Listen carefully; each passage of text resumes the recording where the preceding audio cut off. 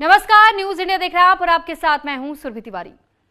सबसे पहले एक बड़ी खबर आपको बता देते हैं, जहां लखनऊ में 4 साल की बच्ची से डिजिटल रेप का मामला सामने आया है।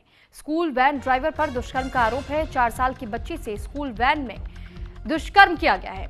इंदिरा नगर थाने में मामले में एफआईआर दर्ज हुई है। आरोपी ड्राइवर आरिफ को गिरफ्तार भी किया गया। 4 साल की बच्ची से डिजिटल रेप का मामला सामने आया।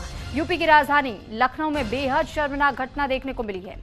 यहां एक स्कूल वैन के चालक ने 4 साल की मासूम बच्ची के साथ में डिजिटल रेप की वारदात को अंजाम दिया है। जब बच्ची अपने घर पहुंची और इशारों में अपनी मां को घटना के बारे में बताया, तब पूरे मामले का खुलासा हुआ। इस केस में शिकायत के आधार पर पुलिस ने केस दर्ज कर आरोपी वैन चालक को अरेस्ट कर लिया है। जानकारी के अनुसार लखनऊ के इंदिरा नगर में स्थित एक प्रतिष्ठित स्कूल के वैन चालक ने 4 साल की मासूम बच्ची के साथ स्कूल ले जाते समय वैन में रेप किया और इसके बाद जब बच्ची अपने घर वापस पहुंची तो उसने घटना के बारे में अपनी मां को जानकारी दी। बच्ची की बात सुनकर परिजन बिल्कुल सन्न रह गए। उसकी मां तुरंत शिकायत लेकर के स्कूल पहुंची और इस दौरान आरोपी चालक ने बच्ची की मां को धमकी भी दी है। स्कूल प्रबंधक ने भी इस मामले में कोई कार्रवाई नहीं की है। तो फिलहाल आप ये सोचिए कि पहले तो बच्चे के साथ इस वैन चालक ने डिजिटल रेप जैसे घटना को अंजाम दिया है, जो कि महज 4 साल की बच्ची है, और उसके बाद जब मां शिकायत लेकर पहुंचती है तो वैन चालक उस मां को भी धमकाता है। और स्कूल प्रशासन को जब ये बात पता चलती है तो स्कूल प्रशासन की ओर से भी वैन चालक पर कोई कार्रवाई नहीं होती।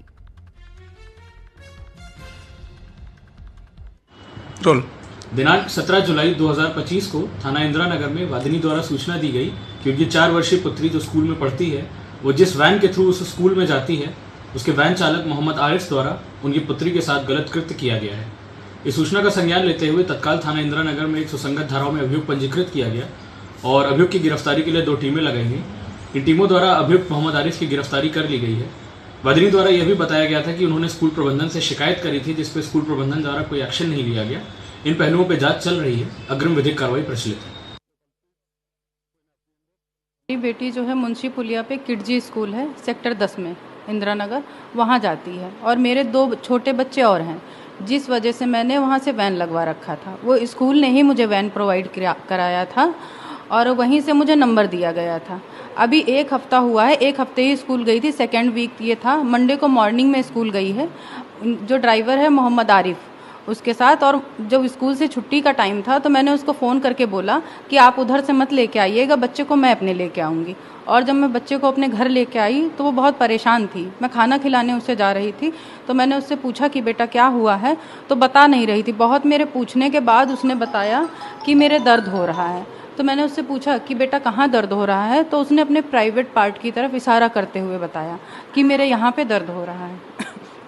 उसके बाद में जब मैंने उसके प्राइवेट पार्ट को खोल के देखा तो वो जख्मी थी। फिर मैंने प्रिंसिपल मैडम को शिकायत किया, उनके पास मैं लेके गई। उन्होंने बोला ठीक है मैं बात करती हूँ। फिर सर मुझे तब भी तसल्ली नहीं मिली तो मैं इसको एक प्राइवेट डॉक्टर के पास दिखाने ले गई।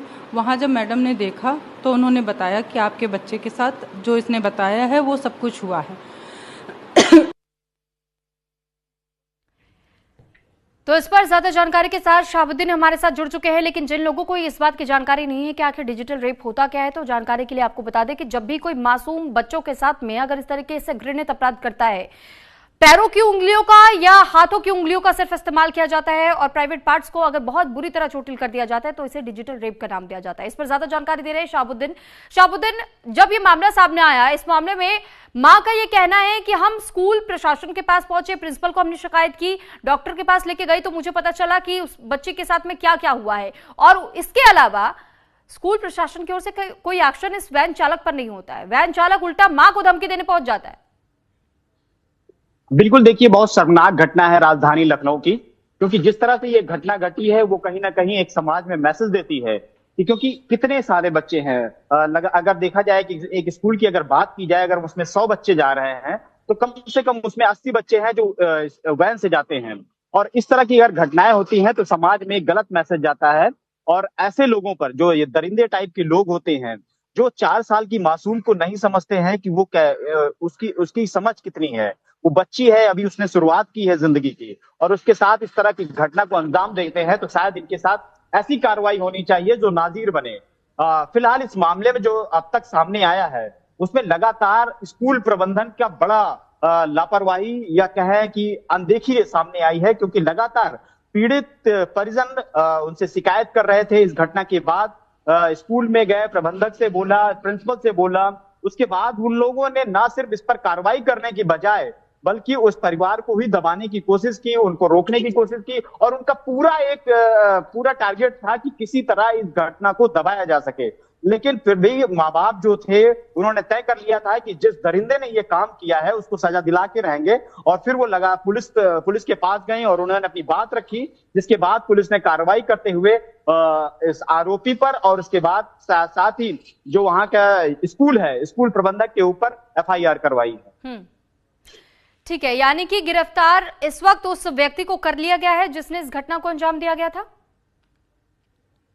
हाँ बिल्कुल, उसको गिरफ्तार कर लिया गया है। फिलहाल स्कूल प्रबंधक की अभी गिरफ्तारी नहीं हुई है जहां तक मेरी जानकारी में है। फिर भी इस मामले में अपडेट अभी आना बाकी है, लेकिन जो अभी तक जो जानकारी आई है उसमें आरोपी, जो मुख्य आरोपी है, उसको गिरफ्तार कर लिया गया है। लेकिन स्कूल प्रबंधन की पूरी लापरवाही है। और देखिए ना किस तरह से जो वैन चालक होते हैं, जो स्कूल के वैन चालक होते हैं, उनका एक प्रॉपर मापदंड होता है, एक कई गाइडलाइंस होती है, उस हिसाब से रखना चाहिए। साथ ही एक नियम ये भी है कि जितनी भी वैन चलती हैं उन वैन में CCTV कैमरे होने चाहिए। लेकिन देखिए ना इतनी बड़ी घटना कैसे घट जाती है, और प्रबंधन इस आरोपी को सजा दिलाने के बजाय उन माँ बाप को ही रोक रहा है शिकायत करने से, जिसके बच्ची के साथ इस तरह की घटना घटी है। चलिए ठीक, बहुत धन्यवाद आपका तमाम जानकारी हम तक पहुंचाने के लिए शाहबुद्दीन। तो फिलहाल हमने आपको ये जानकारी दी कि किस तरीके से ये पूरा मामला सामने आया और 4 साल के एक मासूम बच्ची के साथ में डिजिटल दुष्कर्म की घटना को अंजाम दिया गया। हालांकि जब मां शिकायत लेकर के स्कूल प्रशासन के पास पहुंची तो स्कूल प्रशासन ने इस शिकायत की अनदेखी की। उन्होंने कहा कि हम देखेंगे क्या हो सकता है, लेकिन जब ये बात उस वैन चालक को पता चली तो वैन चालक सीधे मां के पास पहुंच गया, उसे धमकी देने लगा। हालांकि इस मामले में अब वैन चालक की गिरफ्तारी हो गई है, क्योंकि मां ने फिर भी हिम्मत दिखाते हुए पुलिस में भी कंप्लेन फाइल करवाई है।